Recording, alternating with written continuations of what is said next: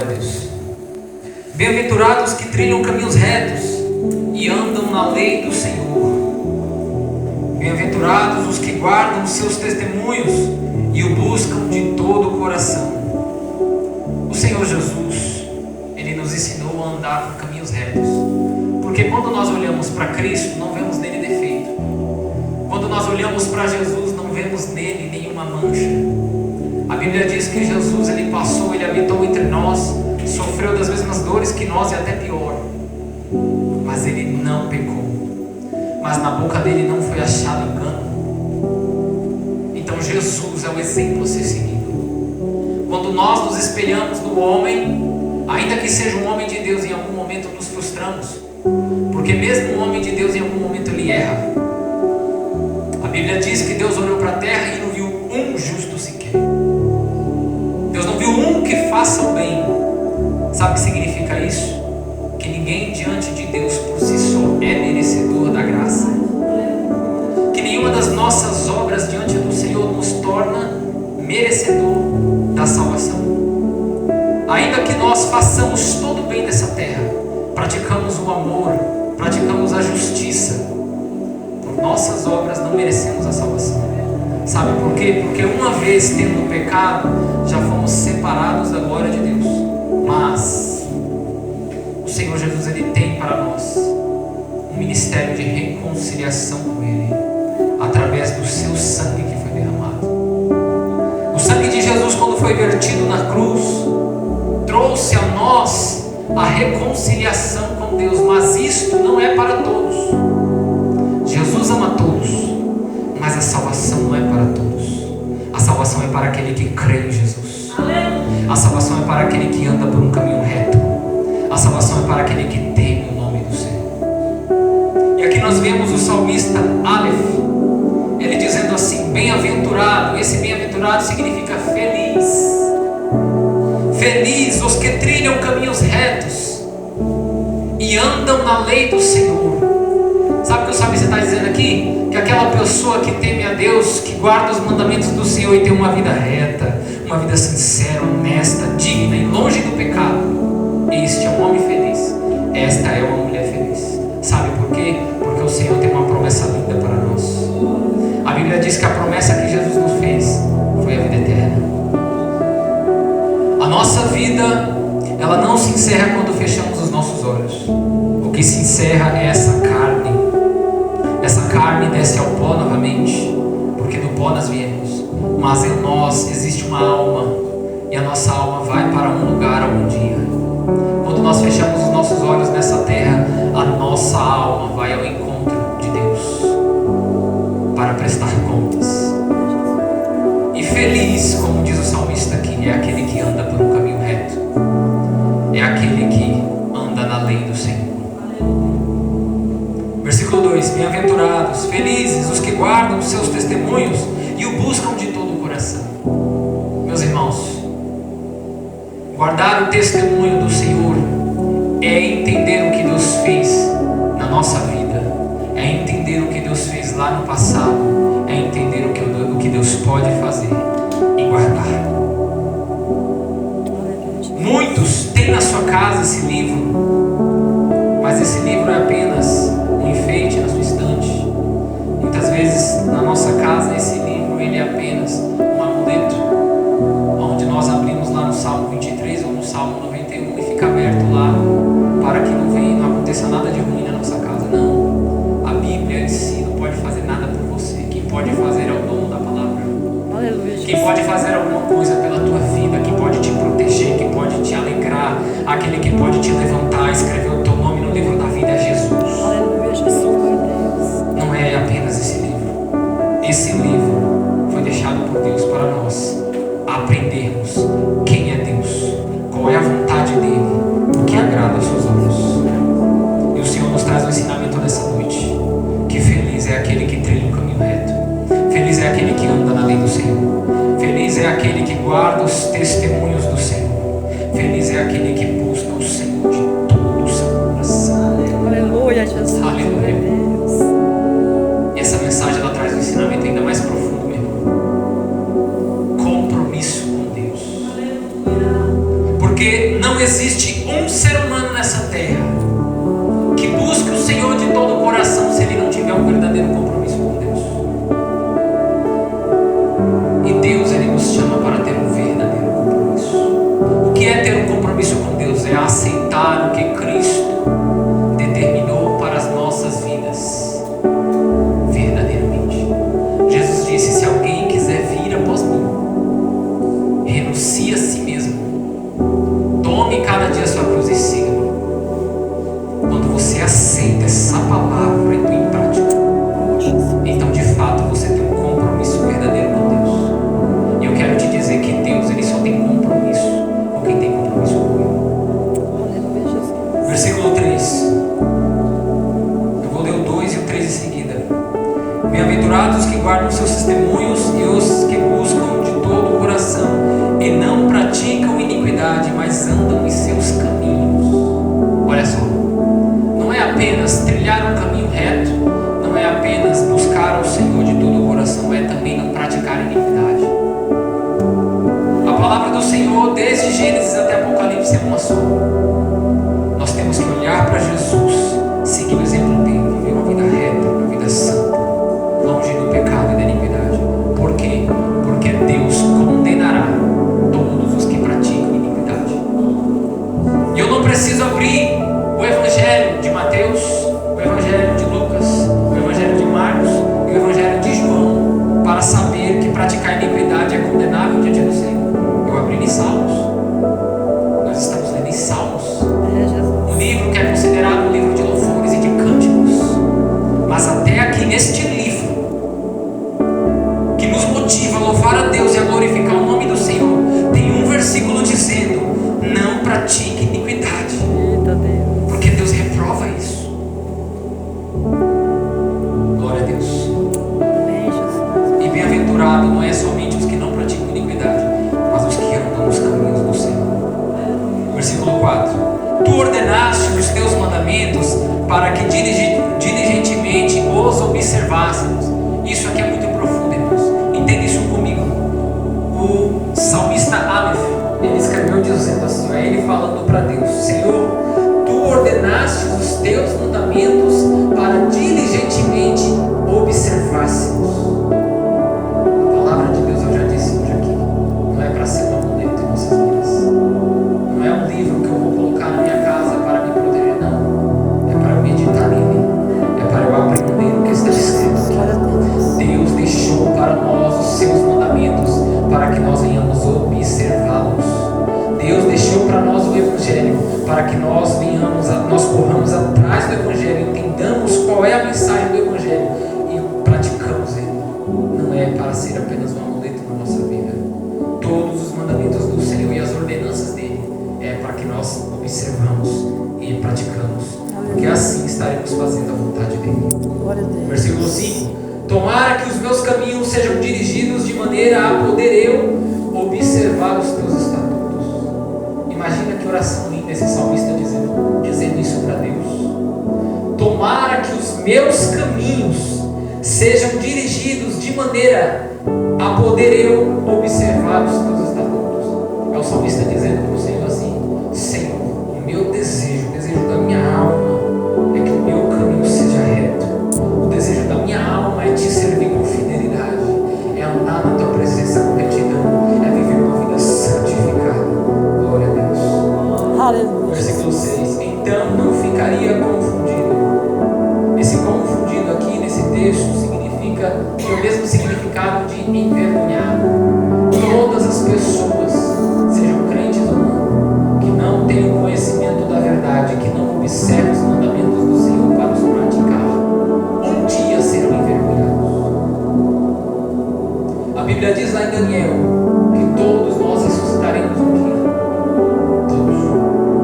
Uns para a salvação eterna e outros para a perdição, condenação, vergonha, desprezo eterno. E a escolha para onde nós vamos somos nós que fazemos. De que forma eu posso escolher o céu? Obedecendo aquilo que Jesus me ensinou, renunciando tudo o que for preciso por amor dele.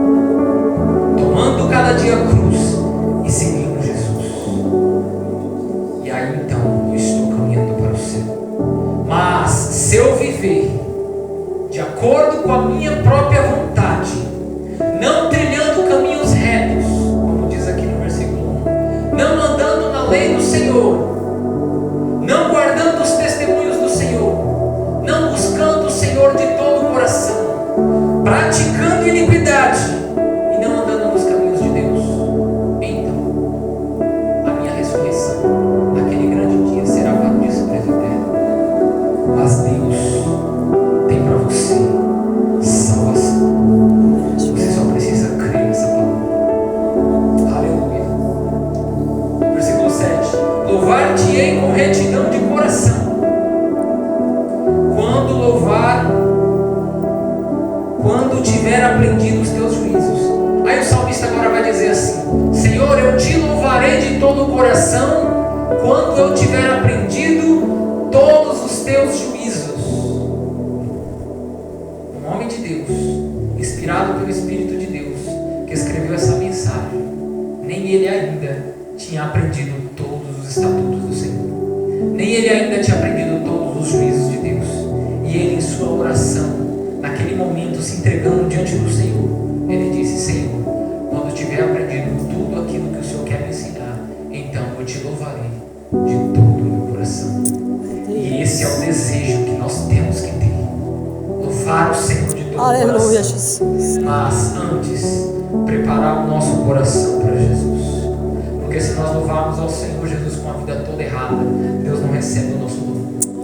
Mas se a nossa vida estiver reta diante dele, se o nosso nome estiver no céu, o Senhor recebe a nossa oração. Aleluia.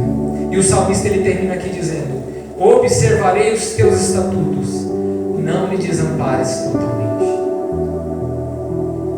Entenda que essa mensagem ela é uma só, do começo até o fim. É Deus ele dizendo para você: observe os meus mandamentos, faça a minha vontade, deixe o pecado de lado, não pratique iniquidade. E aqui eu quero dizer, abrir um parênteses para dizer o que é iniquidade.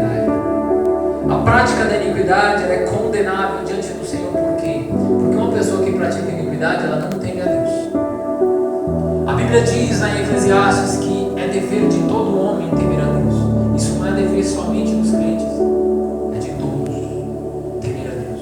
E quando o homem não teme a Deus, ele anda de acordo com os seus próprios olhos, ele anda de acordo com a sua própria vontade.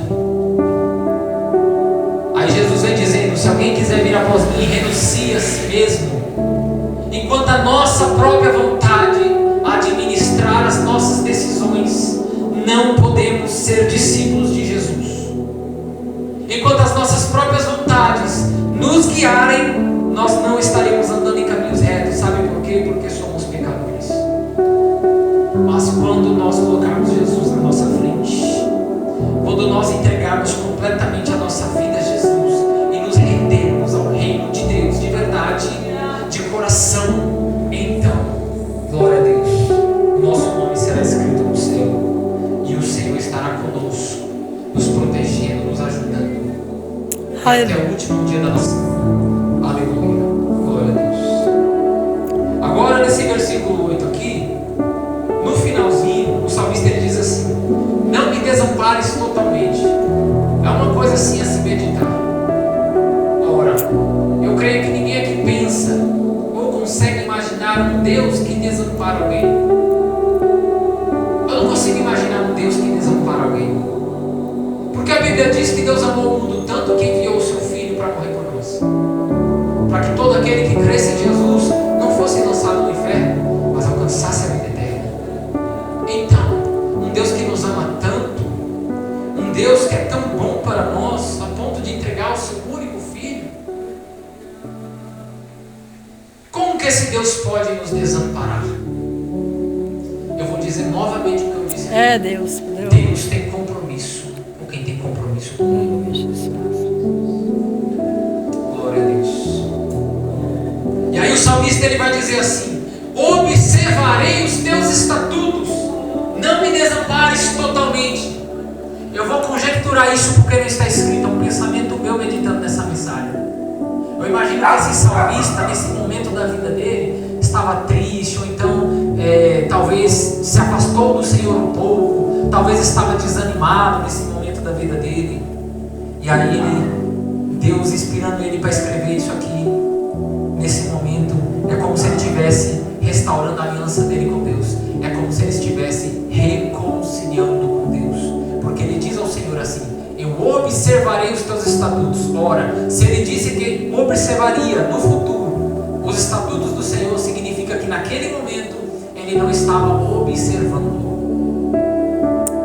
E aí ele termina a oração dele dizendo: não me desampares totalmente. Sabe o que significa isso? Que quando ele estava na presença de Deus em fidelidade, andando por um caminho reto, Deus estava com ele para o que deve ir. Mas nesse momento, quem sabe ele estava ali afastado um pouco do Senhor, e Deus já não estava com ele mais. E ele, se sentindo desamparado, ele disse a Deus: Senhor, não me desampares totalmente. Nós temos que tomar cuidado com isso. Eu já estou para encerrar essa pregação, ainda tem alguns minutos. Eu vou falar de 2 homens na Bíblia que praticaram iniquidade. E praticar iniquidade é você saber que está errado, você saber que aquilo é pecado e você faz. É você não temer a Deus. Deus, Ele te ensinou que você não pode mentir, mas você mente porque você quer, proposital. Deus te ensinou que você não pode se prostituir, que isso é pecado, mas você se prostitui, não se importa com a lei do Senhor. Isso é praticar iniquidade. É você saber que está errado e você faz mesmo assim. E a Bíblia nos diz, meus irmãos, que Deus não terá o culpado por inocente. Ah, irmão, você veio aqui pregar a exortação. Eu estou pregando o que Deus me deu. É, Jesus. O meu compromisso é fazer aquilo que Deus Ele quer que eu faça. Glória a Deus. Jesus. Porque o dia que eu pregar aquilo que Deus não me colocou no coração para pregar, aquilo que Deus não me mandou pregar, nesse dia eu deixo isso em nome de Deus. O dia que eu pregar aquilo que as pessoas querem ouvir, quando Deus disse para mim pregar outra coisa, então eu não tenho compromisso com Deus. Mas para a honra e glória do Senhor Jesus, eu estou pregando aquilo que Deus me deu. Aleluia, Deus. E Deus sabe por que eu estou pregando isso. Tem almas precisando ouvir essa palavra. É, Deus. A Bíblia diz lá no Evangelho, por intermédio do apóstolo Paulo: assim, rogamos-vos que vos reconcilieis com Deus. Quando o apóstolo Paulo ele diz isso, quando ele fala essas palavras, rogamos-vos que vos reconcilieis com Deus, esse rogamos dá a entender ali uma súplica, um clamor. Porque uma pessoa que roga por algo, ela está clamando, é uma necessidade. É o Evangelho dizendo para você que se reconcilie com Deus enquanto você tem tempo. É o Evangelho do Senhor Jesus dizendo para você: trilhe um caminho reto enquanto você tem tempo. Não pratique iniquidade.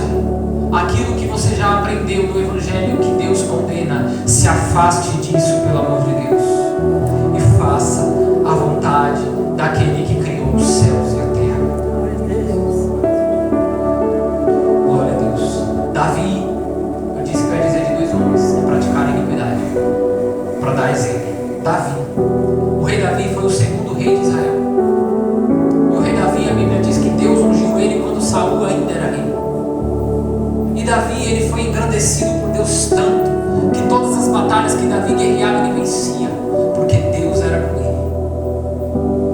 E a Bíblia diz que Davi tinha um coração segundo o coração de Deus.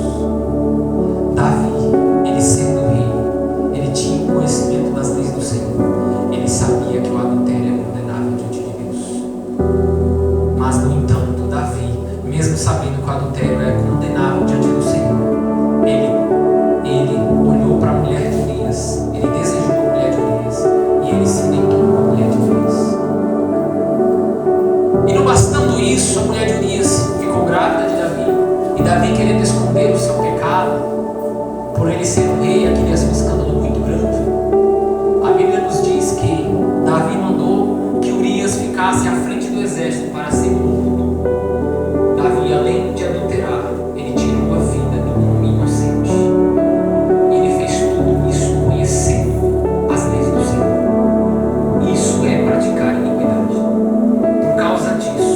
Deus enviou o profeta Natan naquele palácio onde Davi estava, e o profeta revelou o pecado de Davi e trouxe para Davi a punição de Deus.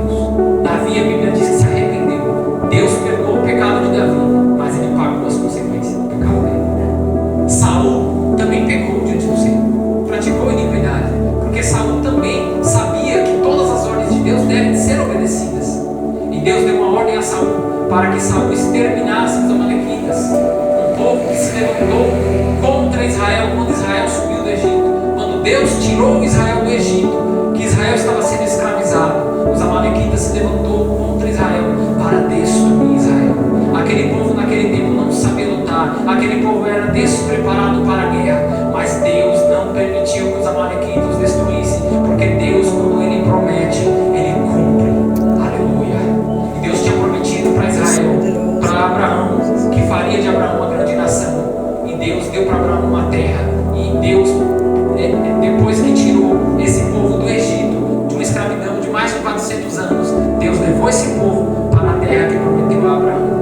E por meio desse caminho, os amalequitas se colocaram contra o povo de Deus. Lá na frente, depois de séculos e séculos, quando Davi já era rei de Israel, em uma outra fase, em uma outra geração, Deus se lembrou, isso está escrito, dos amalequitas, daquilo que os amalequitas fez no passado contra Israel, e Deus mandou Saul exterminar aquele povo. Era Deus praticando ali a justiça naquele momento contra um povo que não temia o Senhor. E aí Deus disse para Saul, para que Saul exterminasse tudo